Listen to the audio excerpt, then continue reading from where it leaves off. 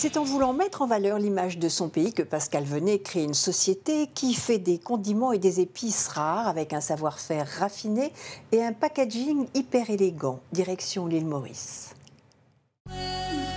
Sur la longue route des épices au carrefour des civilisations, c'est une perle de l'océan Indien, l'île Maurice, une terre isolée mais qui incarne comme mille autres un héritage pluriel, un héritage de saveurs subtiles aux couleurs du soleil, sucrées ou salées. Ces escapades et farandoles gustatives se déclinent en autant de précieux petits flacons élégamment emballés.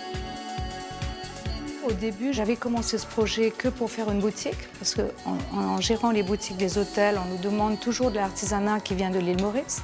En fait, nous n'avons pas beaucoup d'artisanat.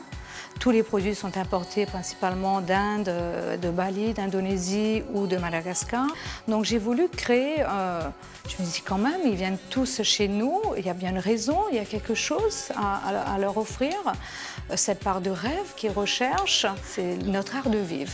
Donc voilà, j'ai essayé de condenser tout ça, de le mettre dans des pots, tout ce qui est gustatif, et puis ça, les bougies parfumées, aux senteurs aussi évocateurs de la destination. Nous avons sable chaud, qui rappelle les odeurs merveilleuses qu'on peut trouver sur la plage quand on va au soleil. Et puis jasmin, cannelle, ylang-ylang. Des saveurs nourries de l'esprit grand voyageur, délicieusement créatives. Je me suis inspirée de partout, de France, de tous mes voyages, des magnifiques maisons de tous les comptoirs d'épices et tout que vous avez en France. Et j'ai un ami ici qui était sud-africain. Je lui ai parlé de mon projet. J'ai fait plein d'achats pour mieux exprimer ce que je souhaitais et il a sorti ce packaging. Donc voilà, c'était le palmier, poivre d'or parce que pour Pierre Poivre qui est vraiment lié à notre histoire, et or parce que le poivre valait de l'or à l'époque. Miels aux fruits, vanille, confiture, achard, piments, épices et condiments sont là concentrés en d'exquises douceurs, ce qui n'empêche en rien les recettes d'avant-garde et la rencontre improbable pour nos palais de saveurs locales que tout oppose. Notre grande spécialité, ce que nous avons inventé, c'est l'ananas, sel, piment. Parce qu'à l'île Maurice, partout, on mange sur la rue de l'ananas avec du sel et du piment. Donc je me suis dit, ça peut certainement être sympa et intéressant en confiture. On l'a essayé une première fois, ça a marché. C'est un succès. Et ça accompagne très très bien le foie gras. Je fais la banane avec le rhum, je la fais flamber au rhum avant de faire la confiture, la banane. La papaye avec la vanille, papaye vanille, voilà. Voilà. Ça aussi, c'est un grand succès. Et puis, on fait les 3 agrumes, qui sont quand même, c'est assez connu, mais la préparation est tout à fait différente. C'est-à-dire que comme tout est artisanal et fait à la main, on ouvre les quartiers des agrumes, on enlève juste le pulpe et c'est avec ça que nous faisons les confitures. On ne met pas du tout le pulpe qui rend amer le fruit. C'est aussi cuisiné dans des cuves en cuivre. Tout est vraiment fait à la main, que ce soit la préparation, la cuisson bien évidemment.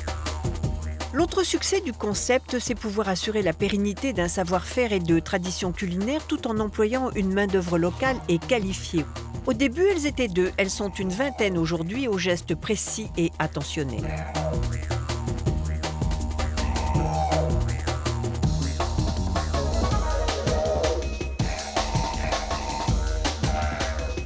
On les appelle curry chamarelle pour les terres de 7 couleurs qui se trouvent dans le sud de l'île. Donc au lieu de tout mélanger, parce que le curry c'est une recette qui contient une dizaine d'épices au moins, donc au lieu de tout mélanger pour avoir la recette du curry, on le met en stratifié comme ça. Donc vous, avant de l'utiliser, il faut bien tout mélanger. Et puis nous avons les sucres spéciaux qui sont faits sur l'île, pas raffinés, voilà, ils sont délicieux. Au-delà des produits qui vont dans l'assiette, cette vitrine de l'océan Indien propose aussi une collection d'objets rares à la beauté pure. Un choix qui va des sets de table rebrodés jusqu'aux précieux couverts en corne ou en bois exotique, parfois incrustés d'argent ou de nacre. Je veux vraiment être ambassadrice de la région de l'océan Indien, de toutes nos îles. On a une histoire en commun.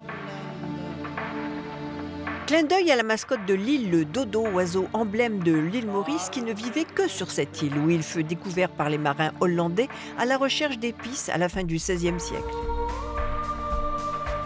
Ça, c'est un artiste béninois, moitié français, qui vit à Bali. Il fait de la marqueterie avec des coquillages. Là, c'est du bois de palmier, noix de coco, en fait. C'est la même chose ici. Et de la résine. Et encore, vous voyez là la marqueterie de coquillages sur les bords.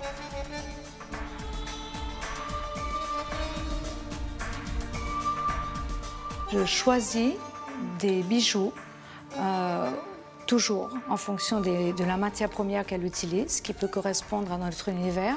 Et énormément de ces tranches d'agate, par exemple, ou la monite fossilisée, ça vient de Madagascar à l'origine.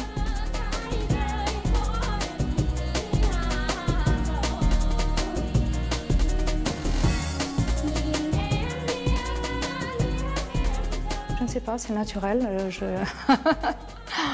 Je m'imprègne de choses et puis ça, quand je vois de jolies choses, s'il y a une possibilité, oui, on prend, on établit des contacts et voilà, et c'est une nouvelle aventure qui commence.